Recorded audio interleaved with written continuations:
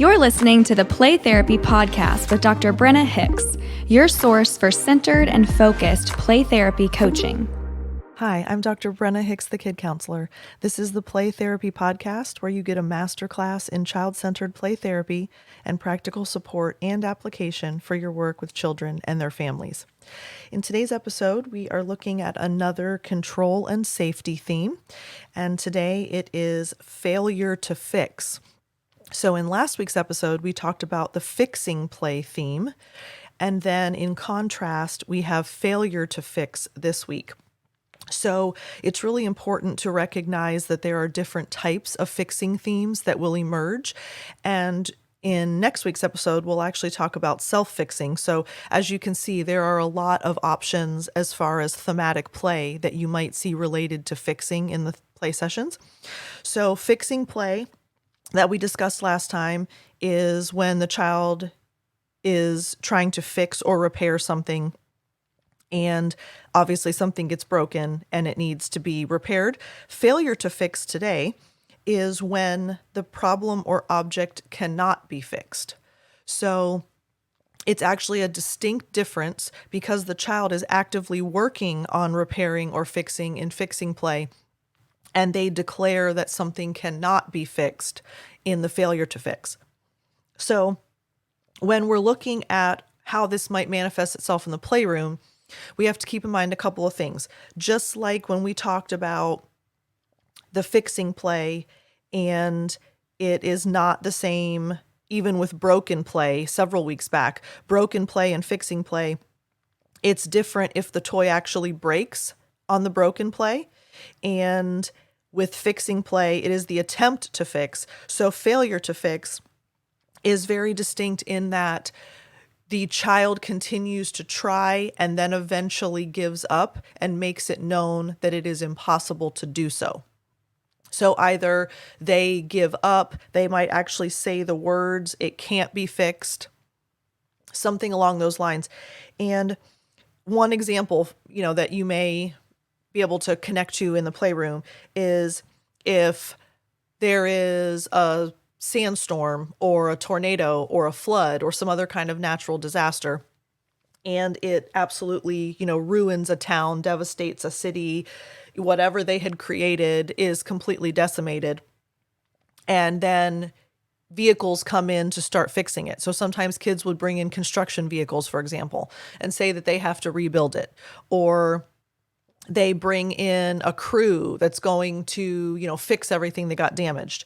Well, inevitably what happens is the child either declares that they can't do what they came to do. So the vehicles can't reconstruct, the crew cannot rebuild, something like that.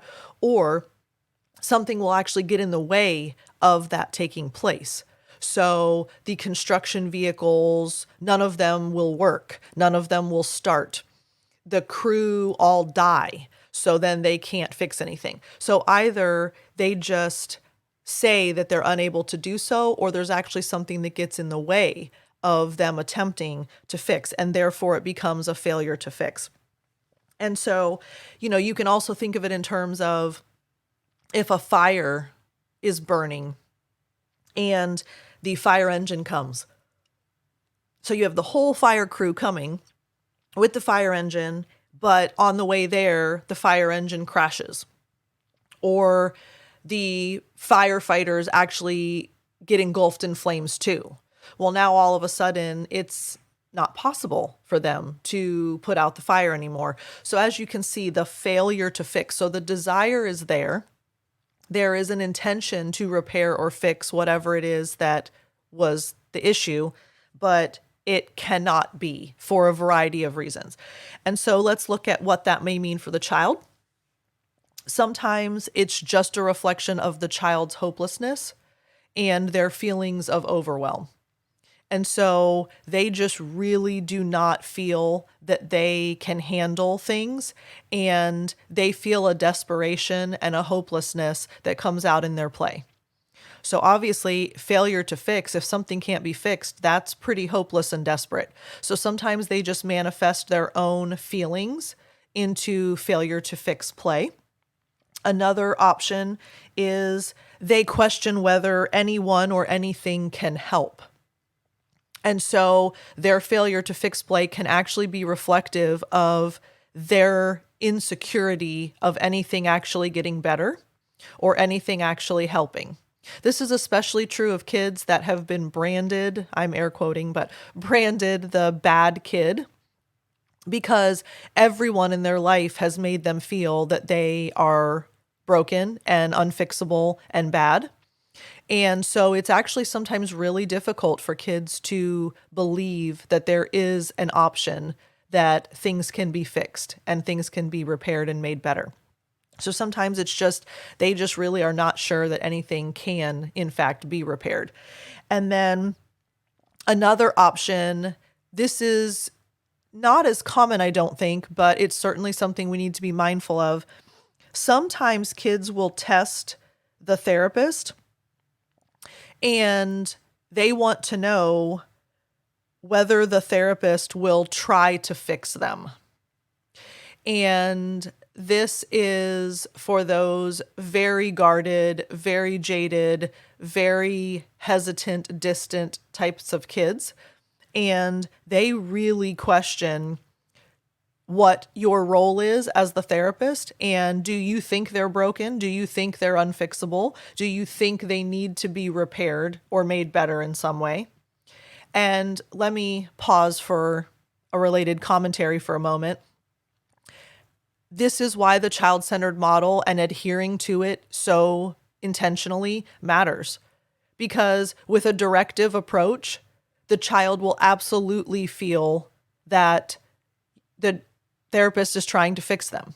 Because when the therapist brings up their anger, or when the therapist brings up an activity for their emotional IQ, or a therapist starts talking to them about their behavior at school, it's very clear there's an agenda. It's very clear that the therapist is trying to, air quote, fix what's wrong with the child.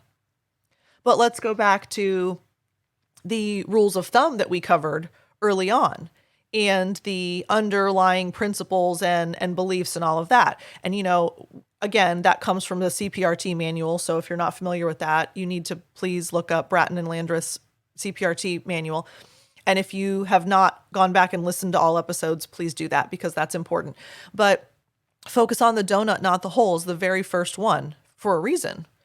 Because we're focusing on the child and the relationship and what is already there and what the child possesses as strengths and gifts and talents and skills. And therefore, there's nothing that focuses us on the bad and the broken and what needs to be fixed. So when the child is testing the therapist to see if the therapist will actually try to fix them, because look, they already feel unfixable. So then it becomes a test to the therapist. Well, are you going to try to fix me?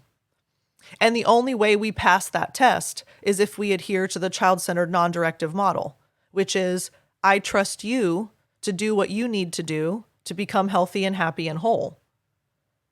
This isn't my agenda. This isn't my plan. This isn't my goal. I'm just serving as therapeutic guide rails. So that is failure to fix theme. I hope that is helpful for you. So we had fixing play last week, failure to fix this week, and then next week will be self-fixing. So lots of fixing work that takes place in the playroom. We need to know what's happening and why.